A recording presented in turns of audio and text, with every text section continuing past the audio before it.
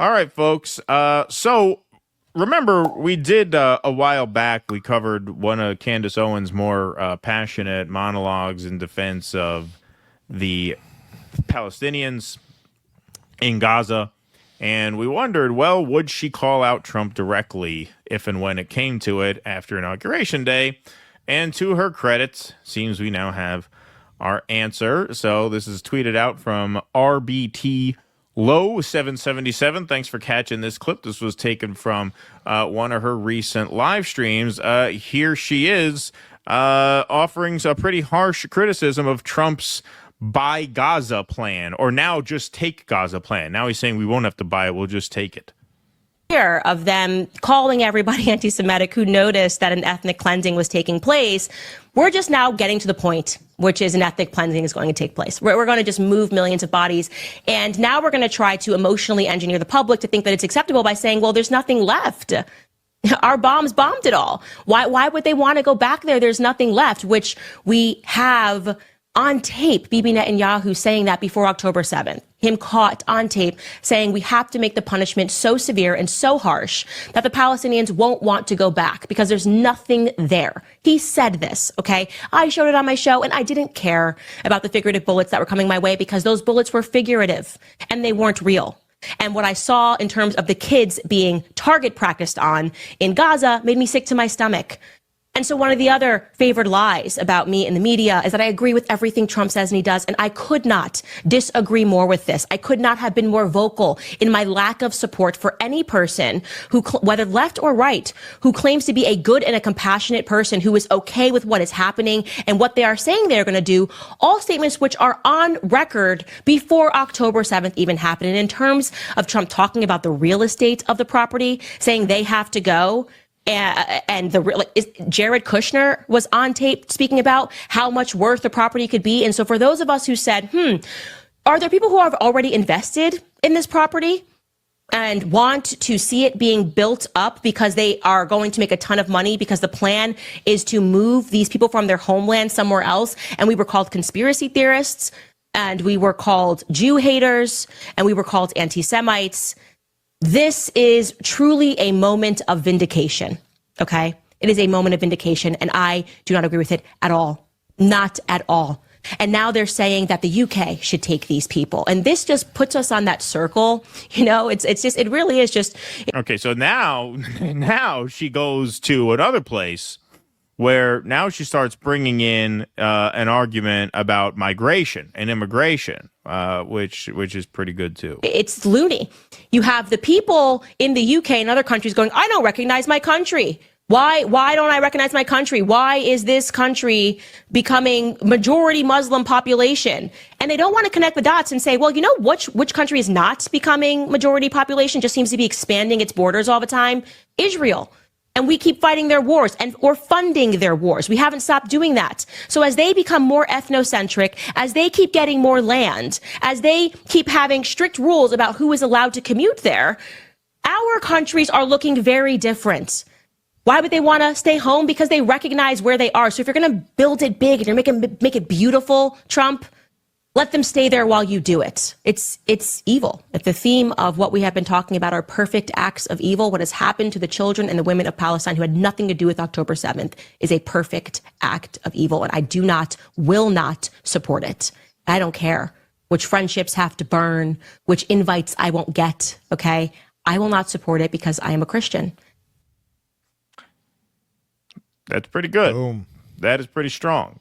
That is pretty strong. And that speaks to, you know, a strength that I think the left brings to the world now, because, you know, she is a rarity on the right. In fact, if she alone on the right really speaks out like that. I mean, you really don't have anybody on the right speaking out like that on this issue, especially making the connection. Hey, if you're going to complain that, you know, London isn't as white as you think it should be, then why do you support bombing campaigns in the Middle East, which of course caused this kind of displacement? Now, of course, you know, on the left, we're not. You think they want to live there? Things.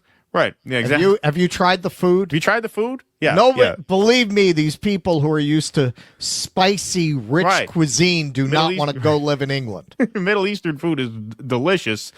English food is terrible.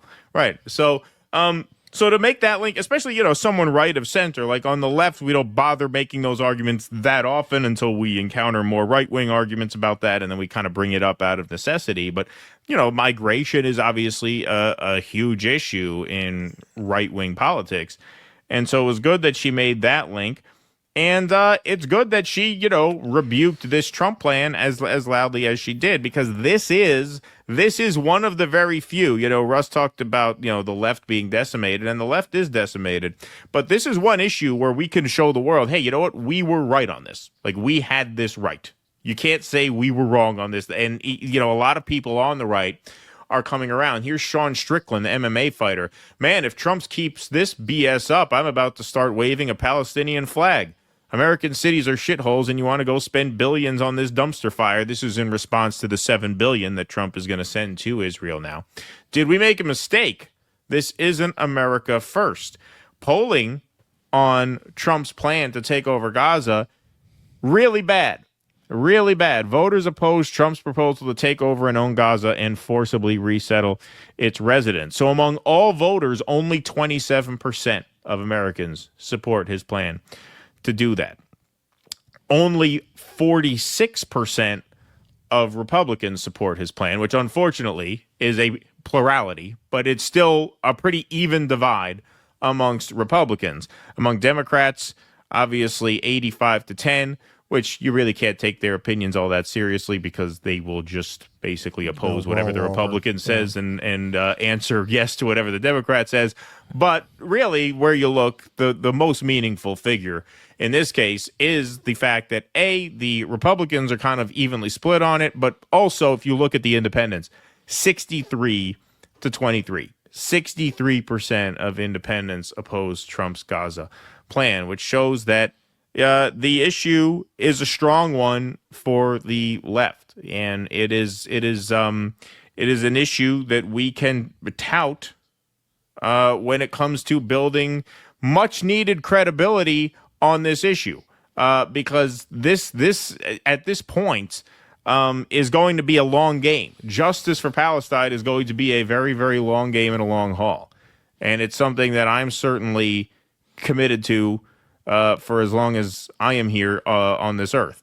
And so taking this and running with this and building on this and never stop talking about this, never stop protesting on this issue, we are, in the end, going to win justice for what has happened.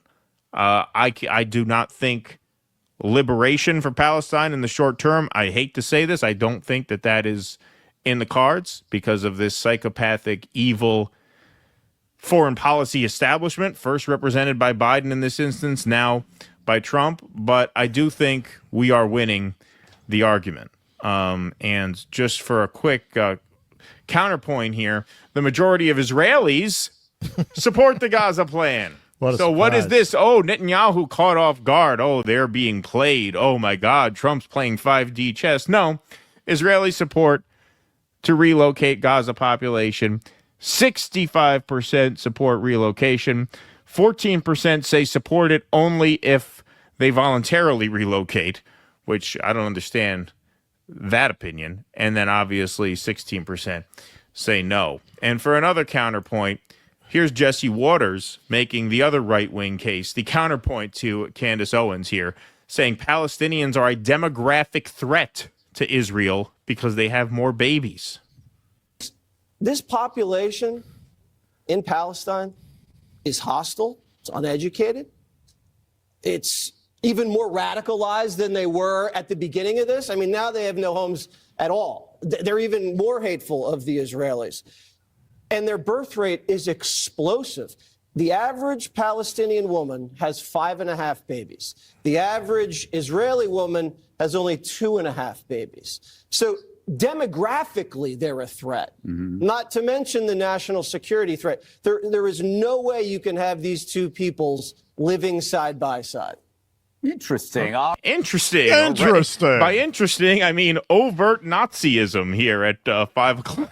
5 o'clock hour on Fox News. So you have what Candace Owens said, and then you have just outright Nazism. Those are the two schools of thought represented on the right. And so we should absolutely use this issue to drive a wedge between the right-wing coalitions to try and build more momentum towards, yes, a free Palestine, but of course, justice for what has happened. The numbers are on our side. Even Candace Owens feels emboldened to go after Donald Trump on this. That says something. It shows that we are winning this argument. And the more we win this argument, the easier it becomes to boycott, to divest, and to sanction Israel. And that has to be the long-term goal. And what you're seeing now suggests that there is a lot of public sentiment in our favor, and there is definitely momentum that could be built in that direction. What I'm seeing with MAGA, and I think this could have been predicted by what I observed at MAGA events, they're not down with this whole Israel thing, but they'll tolerate it as they did.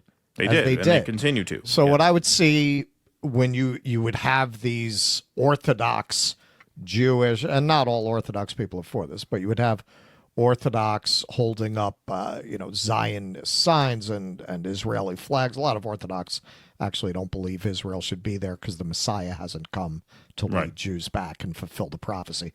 But some of them support it. And the MAGA people were not like, yeah, our brother. They were like, all right, they're here. Right. What are you going to do? The boss wants them. What are you going to do? And now you're seeing that carry over because when you raise Trump's submission to Israel, to MAGA people now, what I'm finding a lot of them will say is, Palestine's done. Get over it. Right. Get over it. Move on. Don't mess with my high, man. I'm getting tired of winning. Don't talk about Israel, man. Well, that's what I'm saying. You use this issue to agitate. In other words, don't settle for that. The more you raise this issue, the more we use this issue as a wedge. That's how you agitate for, issues, and that is how you make that position untenable. Constantly force a conversation. Don't let them say, "Well, it's in the past." It's one thing of many. We see it all over our space now. We see it all over our space now.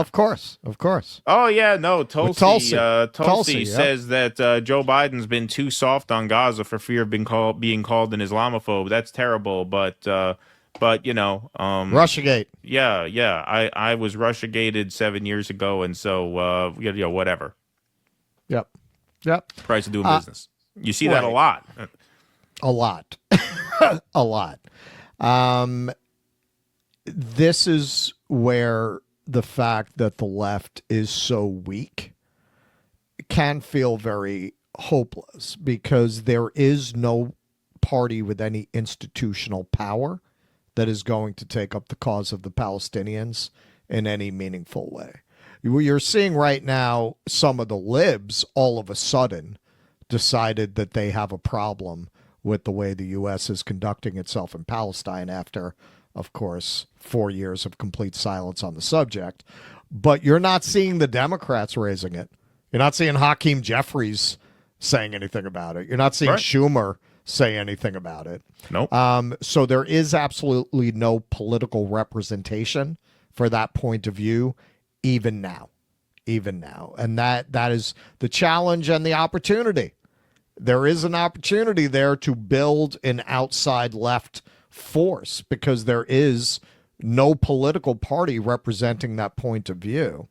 But part of what we have to really think through, possibly through the vehicle of Workers' Strike Back, just coming up very soon, is, as has often been said, the Democratic Party is a graveyard for radical movements.